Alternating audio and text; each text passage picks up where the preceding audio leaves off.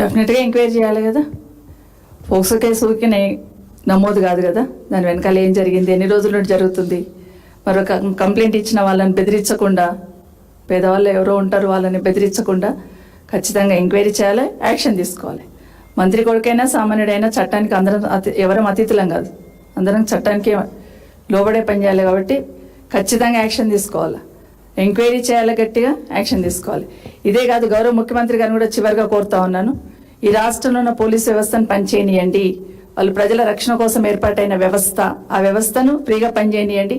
రాజకీయ కక్షల కోసమో రాజకీయ నాయకులను వెనకాల తిప్పకుండా ప్రజల రక్షణ కోసం, ప్రజల కోసం ఆ వ్యవస్థను వదిలేయండి.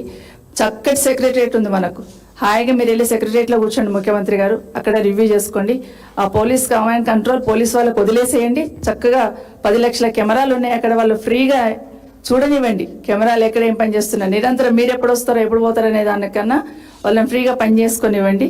ఎందుకంటే ఈ రాష్ట్రంలో అక్క చెప్పింది ఇప్పుడే, విద్యాశాఖ మంత్రి ఫెయిల్ అయిపోయారు. ఎందుకంటే కరెక్ట్ ఆ సిస్టమ్ కరెక్ట్గా సెట్ చేస్తలేరు, కరెక్ట్గా చేస్తలేరు, ఏదేం జరుగుతుందో కూడా తెలియదు.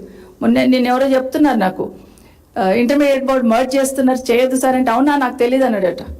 అట్లా విద్యాశాఖ మంత్రి గారు ఉన్నారు, విద్యాశాఖ మంత్రి గారు ఫెయిల్ అయిపోయారు.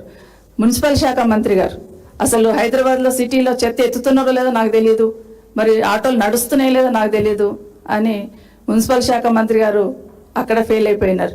ఇక హోంశాఖ మంత్రి గారు ఇక్కడ ఫెయిల్ అయిపోయినారు. ఈరోజు దేశంలోని క్రైమ్ రేట్లో సగటు, జాతీయ సగటు కన్నా మనం 18% ఎక్కువ ఉన్నామంటే ఇక్కడ హోంమంత్రి గారు కూడా ఫెయిల్ అయిపోయారు. చివరిలో టోటల్గా ఓవరాల్గా ముఖ్యమంత్రి గారు, ఈ ప్రభుత్వము ఫెయిల్ అయిపోయింది అనేది స్పష్టంగా అర్థమవుతుంది. ఇప్పటికైనా ఏ వ్యవస్థలు నా వ్యవస్థలు పనిచేయనియండి, వ్యవస్థలలో లోపాలు ఉంటే సెట్ చేసే ప్రయత్నం చేయండి. ప్రతిపక్షాలు ఏదైనా మాట్లాడితే అందులో వాస్తవం ఏదైనా ఉంటే గమనించండి, గ్రహించండి. మీ దగ్గర